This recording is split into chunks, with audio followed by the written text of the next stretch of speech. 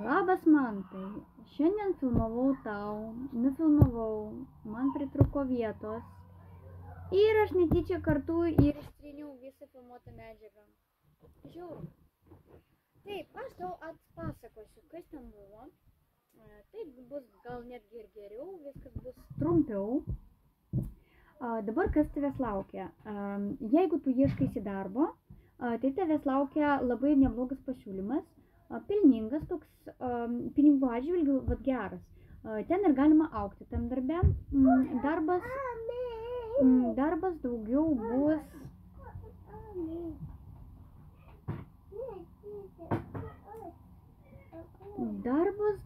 bus greičiausiai bus labiau į kažkokiai valstybinėj institucijoj.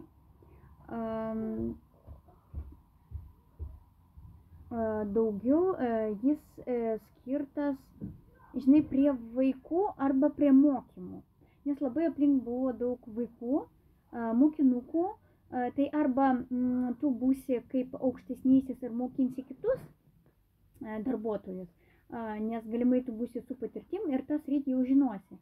Arba tu tokioj srity būsi kaip mokykla, ne mokykla, kažkas tokio kaip valstybinio ir galimai aplink tave bus daug vaikų, nes galbūt tu būsi koks kiemsargis, ar, nežinau, kas ten, stalius kažkoks, ne, kažkas tokio gali būti. Ir dėl to labai daug vaikų. Pačiam teks daug mokintis, bet verta, todėl kad darbas yra gana toks geras, tikrai labai geras darbas. Ir pinigų atžvilgiu irgi labai geras, tai tu gana stropiai mokinsies. Toliau, kas liečia santykius, ne?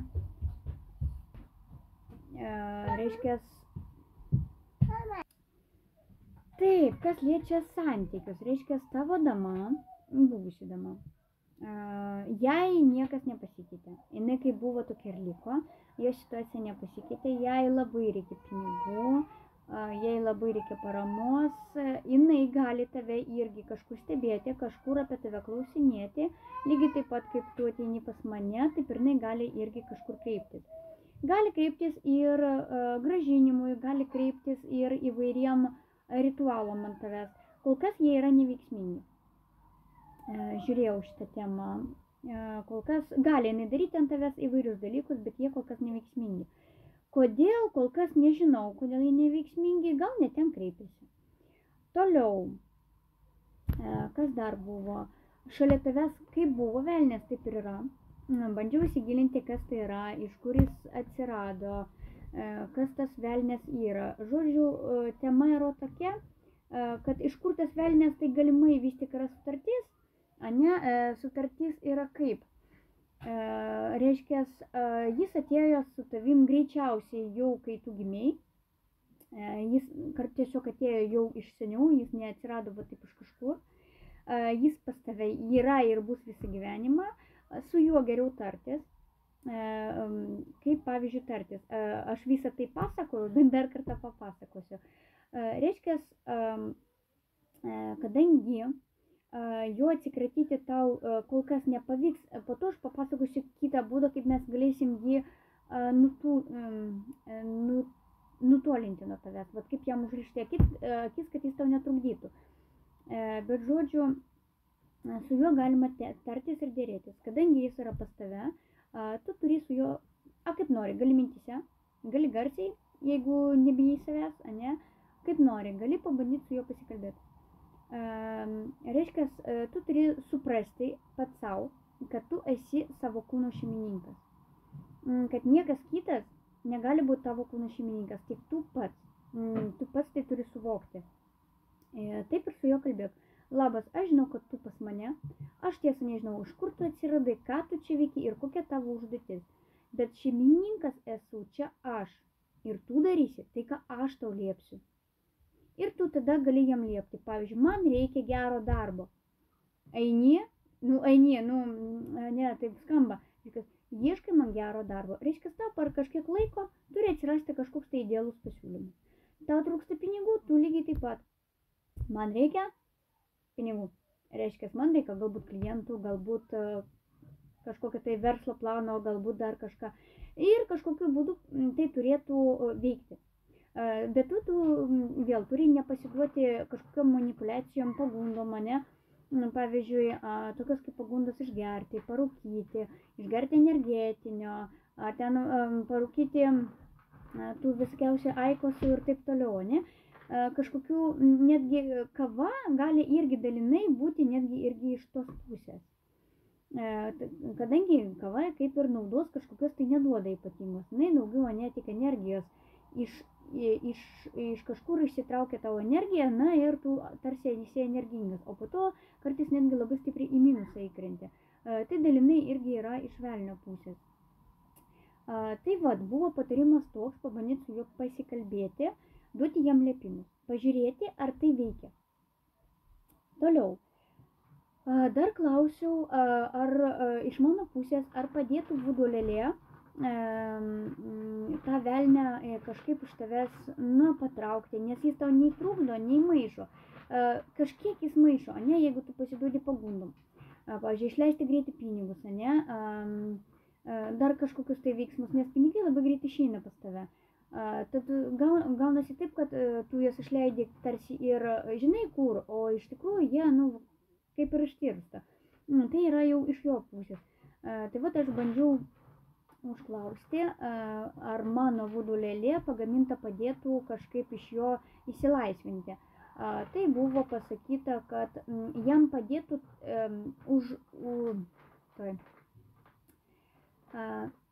gaunasi, kad jis tave pames iš savo regėjimo zonos. Gautųsi taip, kad jis nežinos, ką tu veiki, kur tu esi, ką tu darai. Tarsi jį į aklavietę įves, jis tave pames iš savo regėjimo zonos. Jis negalės tave stebėti, negalės tavęs valdyti. Tai va toks buvo atsakymas. Toliau kas buvo? Toliau, kadangi pas tave yra kažkokia tai sutartis su savo būtybė, ne? Kaip tu tą sutartį vėl turėtum vykdyti. Aš jau šitą tau sakiau pirmam būrime, gali dar kartą paklausyti. Man atrodo, turėtum rasti, jeigu nerasi, tai parašyk, kad siūsiu šitą. Tai pirmam būrime aš jau sakiau, kad kadangi taip jau gaunasi, kad pas tave yra sutartis su juo ir tau reikia ją atidirbti. Atidirbti tau reikia mainais. Tu turi savo pinigus negailėti arba tik naudoti savo, bet ir dovanoti kitiem. Tai reiškia ir kalėdų progą, ir buvusiai žmonai padėti, kaip aš tau sakiau anksčiau. Galbūt kažkokie prieglaudai, ne, galbūt kažkam dar, gal kokiam seneliui, seneliam, vaikam, vaikaičiam, nežinau. Pinigas tai yra kuom valdo velnias. Jeigu tau to pinigo gaila, reiškia, tai yra jau velnio, kaip to pasakyti, reiškia, tu jį užčiapi.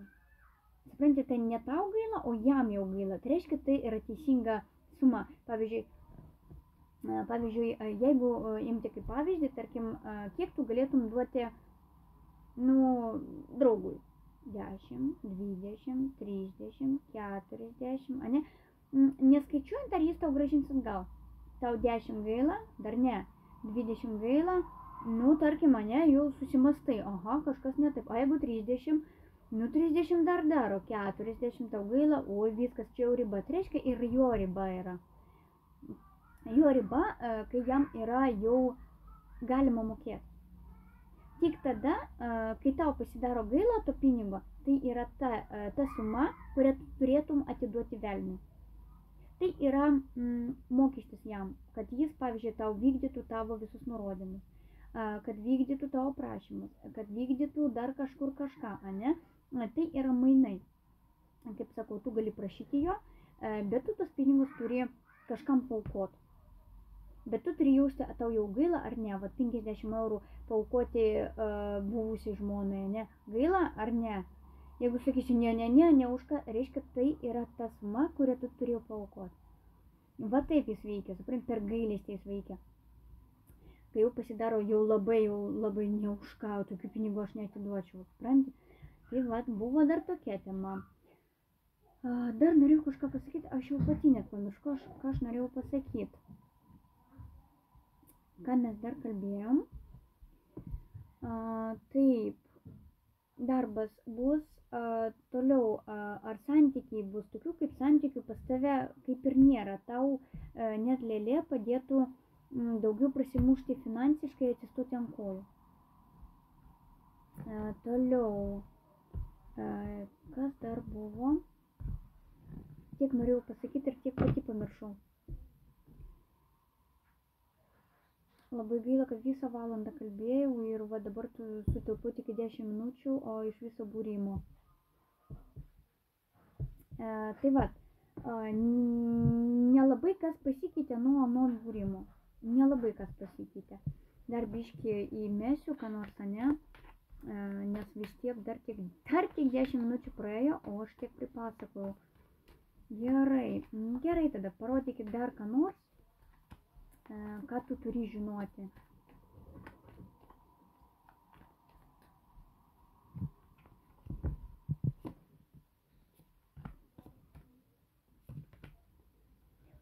Jo, buvo tema, kad norisi sėdėti ant 2 kėdžių, norisi visko ir iš karto.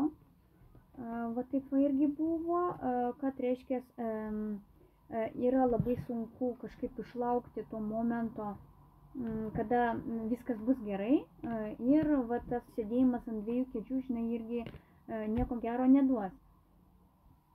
Norisi galbūt, žinai, mintiese galbūt tu save matai tokį turtingą, tokį galingą, ne? Kad tavim visi žavisi. Kas dar čia? Reikia momentais sustoti. Kadangi kažkaip reikia išmokti pajusti, kada jau laikas sustoti pačiam. Pavyzdžiui, jeigu supranti, kad vis tiek žmonės kažkaip tai per kažkiek metų, jie jau žino, kokie jausmai, kada reikia kur sustoti. Preliminariai vis tiek jau yra išugdyti kažkokie jausmai, ne? Tai čia pas tave kažkoks pokytis svarbus ateina.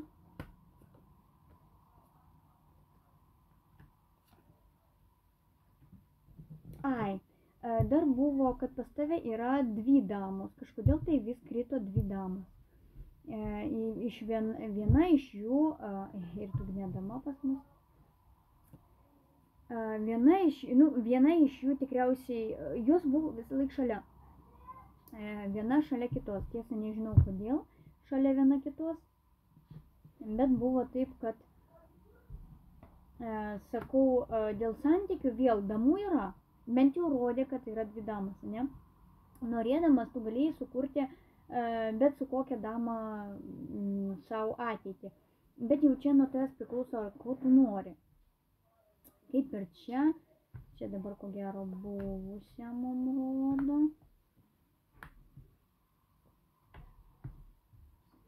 Jo, čia mum rodo buvusią.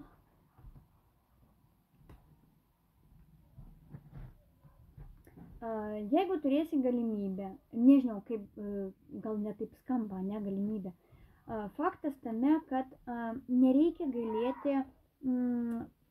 gailėti padėti, nes būtent tavo buvusiai yra labai labai sunku. Vat ir čia man rodo, kad šalia tavęs vis tik yra kažkokia tai dama, ne? Vat.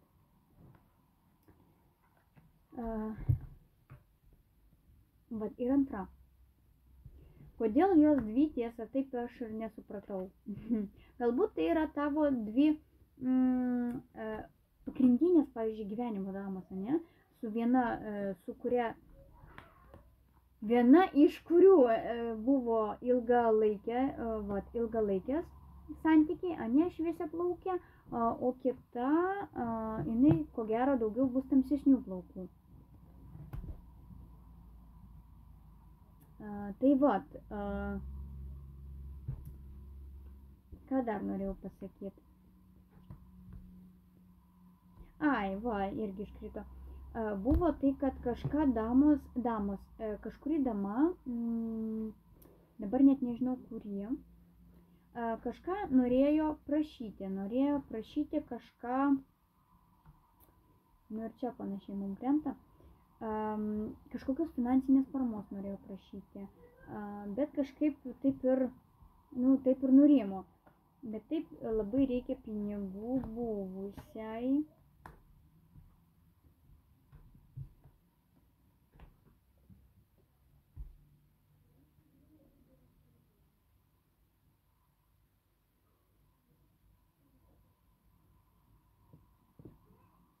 Ar tavo buvusi, norėtų, tarkim, grįžti, tokio kaip grįžimo nėra, bet jai, matai, vis tiek, jai daugiau rūpi yra stabilumas. Ten tokie dalykai, kaip išgyventi, kaip pragyventi, ką toliau daryti, kaip sukti. Supranti, jinai tokie galbūt verslą kūrė, galbūt norėtų sukurti. Jai daugiau, visas tas daugiau finansinė prasme, žinok, rūpi. Toliau.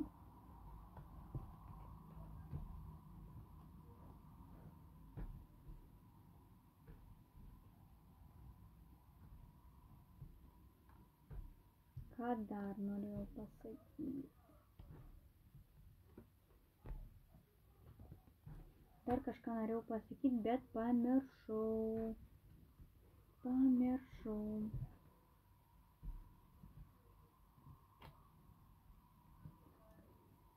Aha.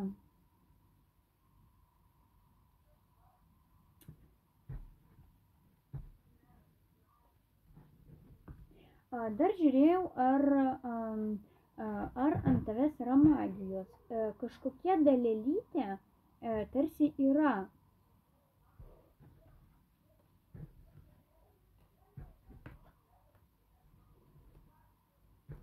Daug kalbėjau ir kaip aš dabar pamiršau.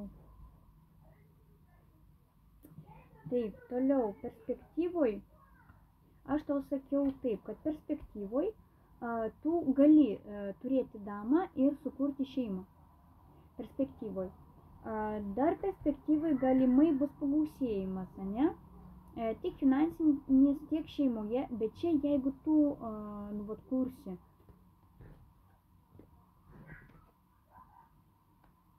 Kažkaip, matai, net neaišku, biški beliko. Ką aš dar norėjau nuo tavęs?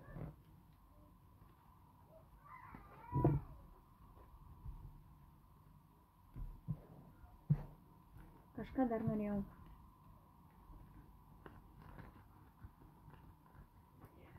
Nu ką, svarbiausia darbas bus geras. Kas dar? Ar tavo buvusi apskritai norėtų sugrįžti, jie kažkaip netas galvoja. Bet pamėtyti, kaip visos damos, tikrai mėgsta. Irgi pažiūrėti, ką tu, kur tu, su kuo tu. Sakau, jinai gali ant tavęs ir burti, jinai gali ir dėti kažkokias magijas, bet kol kas jos kažkodėl tai nepraeina. Ką dar nepasakiau?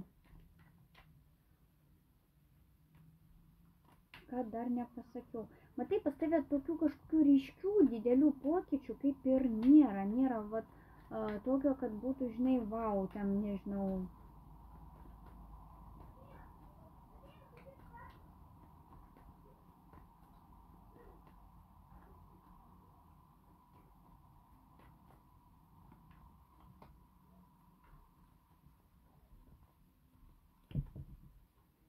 Ką tau dar pasakyti, kad aš neatsimenu, ką aš tau dar norėjau pasakyti.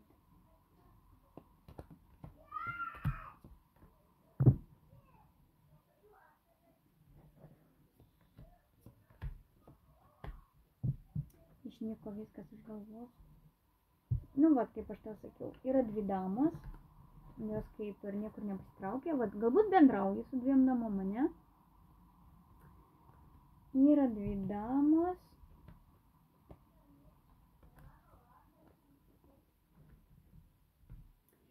Tau labai svarbu yra kažkam aukoti. Negailėti pinigus, o aukoti. Aš šitą jau tau sakiau, Nežinau, ar tu pradėjai tai daryti, bet tau tai yra labai svarbu.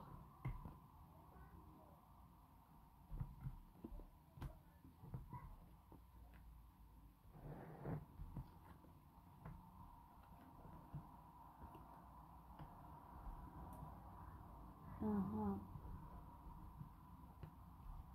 Man tas velnias labai nepatinka čia. Jis pastoviai čia sėdi. Ir pastoviai čia sėdi.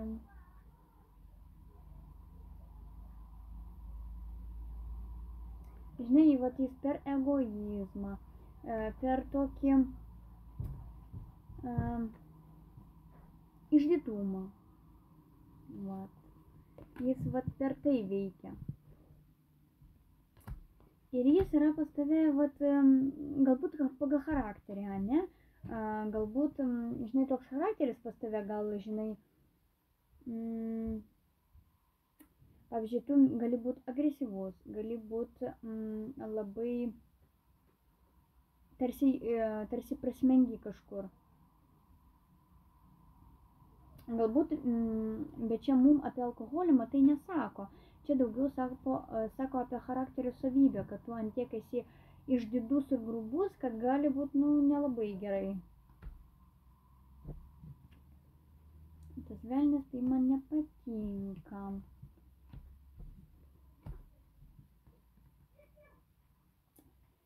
Taip, tai vėl mum nieko naujo ir neduoda.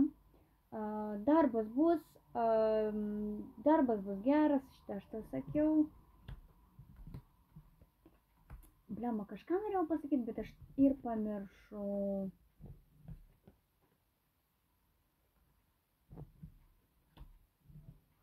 Dama yra, ne?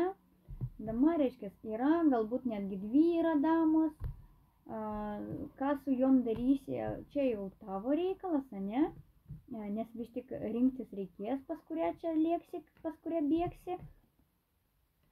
Vis tiek vieną teks atmesti. Nori, nenori, bet vieną teks atmesti. Vat aš tau parodysiu. Pas kažkurią tu važiuosi, vat, o kažkurią tu atmesi. Galimai važiuosi pas tamsiaplaukę, o šviesiaplaukę tu atmesi. Visai galimai.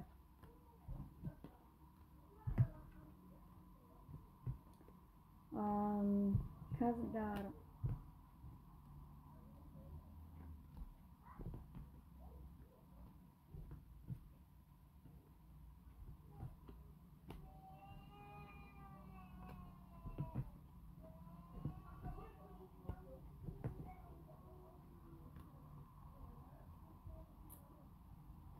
Nežinau, šiaip tokių perspektyvų gerai darbė seksis, ne? Vėl tos tokios perspektyvos. Nėra kažkokių tai globalinių pokyčių. Ne, jeigu tau globalinis pokytis yra sueiti su bent viena dama, ne, ir sukurti šeimą, tai yra super. Bet tokių kažkokių, nežinau, kaip čia pasakyti teisingai. Nes iš vienos pusės viskas yra gerai, iš kitos pusės yra žinai, kaip, tamsa. Ir ta tamsa, visą dengia ta velniava, supranti, ir kol mes neuždengsim tos velniavos, mes taip ir nesuprasim, kurgi yra ta pas tave šviesa. Aš tau jau prašiau aną kartą pabandyti pasivalyti per mainus.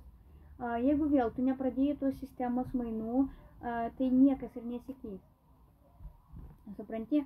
Tai dar pabandyk pasikalbėti su savo demonu ir jį aiškiai nukreipti. Man reikia, pavyzdžiui, 100 eurų, sukis kaip nori, bet kad man 100 eurų būtų. Gal per grubiai, bet vis tiek.